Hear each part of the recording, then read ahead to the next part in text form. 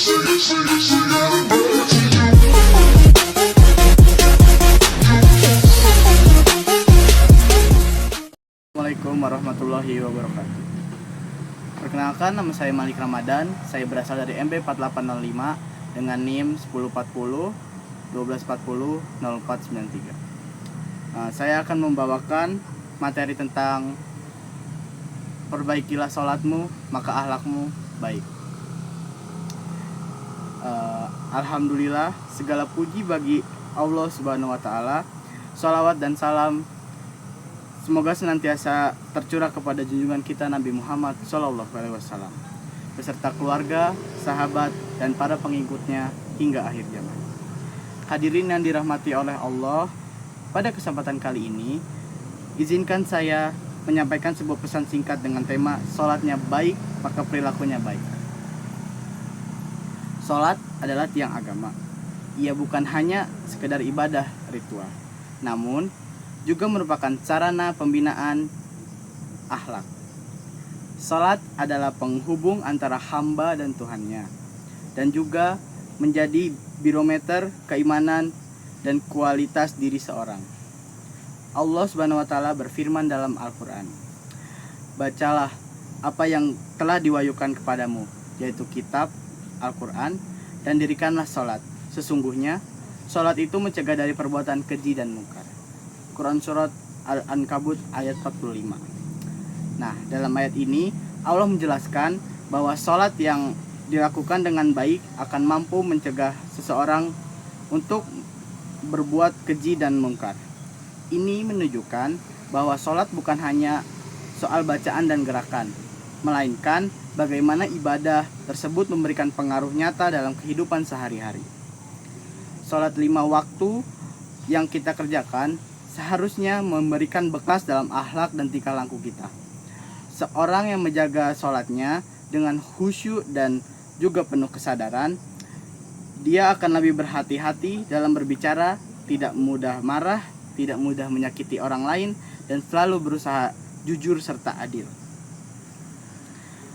Rasulullah SAW bersabda, barang siapa yang sholatnya tidak mencegahnya dari perbuatan keji dan mungkar, maka sholatnya hanya akan menambah jauh dirinya dari Allah Subhanahu wa Ta'ala. Hadis riwayat Tabrani. Hadis ini memperingatkan kita bahwa bisa saja seseorang terlihat rajin sholat, namun jika perilakunya masih buruk, maka sholatnya belum membekas di hati.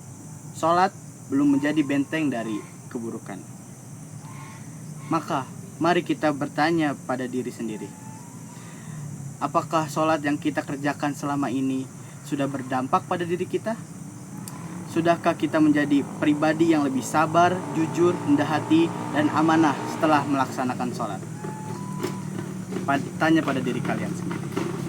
Hadirin sekalian, sholat yang benar bukan hanya yang memenuhi syarat dan rukunnya saja, tetapi juga yang dilakukan dengan khusyuk, yaitu hadirnya hati dalam sholat, merasa diawasi oleh Allah Subhanahu wa Ta'ala, dan sadar bahwa kita sedang menghadap Sang Pencipta.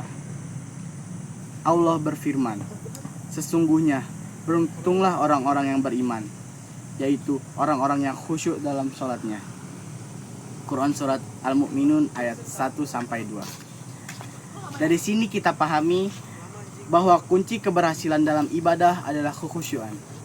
Dan kekhusyuan itu akan memancarkan cahaya dalam kehidupan sehari-hari, menjadi manusia yang lembut, peduli sesama, dan menjauhi hal-hal yang dilarang oleh Allah Subhanahu wa Ta'ala. Ada ungkapan bijak yang mengatakan, jika kamu ingin melihat kualitas sholat seseorang, lihatlah akhlaknya di luar sholat. Maka marilah kita perbaiki sholat kita. Tidak cukup hanya rutin, tapi juga harus berkualitas. Karena jika sholat kita benar, maka akan membentuk karakter yang baik. Rasulullah SAW adalah contoh nyata. Ibadah beliau sempurna dan akhlaknya adalah Al-Quran. Semoga kita menjadi orang-orang yang memperbaiki kualitas sholat agar Allah memperbaiki pula perilaku dan kehidupan kita. Sholat bukan hanya kewajiban, tetapi juga solusi atas problem moral dan sosial yang kita hadapi. Wassalamualaikum warahmatullahi wabarakatuh.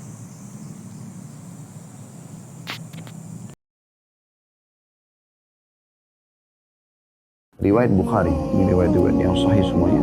Ada seseorang datang menanyakan kepada Nabi SAW, mengatakan, ya Rasulullah, di kota Madinah ada satu perempuan rajin sekali sholat malam, tidak pernah ketinggalan setiap malam, tidak pernah juga ketinggalan sedekah. Amal-amal yang baik dikerjakan sama dia. Cuman lisannya menyakiti orang. Kata Nabi SAW, la khaira fiha, hiya finnar. Gak ada kebaikan orang ini, dia masuk neraka. Jadi ternyata amal-amalnya terganggu dengan akhlaknya yang buruk. Ya. Kemudian kata orang tersebut menanyakan lagi, ya Rasulullah, tapi di Madinah ada juga wanita yang ibadahnya biasa saja, tapi akhlaknya baik sekali. Gitu. Santun, ramah sama orang, tidak pernah nyakiti orang dengan lisannya. Kata Nabi SAW, kebaikan panai dan dia akan masuk di dalam surga. Jadi akhlak itu memang pondasi dasarnya. Makanya kata Nabi SAW di sini, al-birru husnul khuluq. Semua kebajikan itu berkumpul pada akhlak yang baik.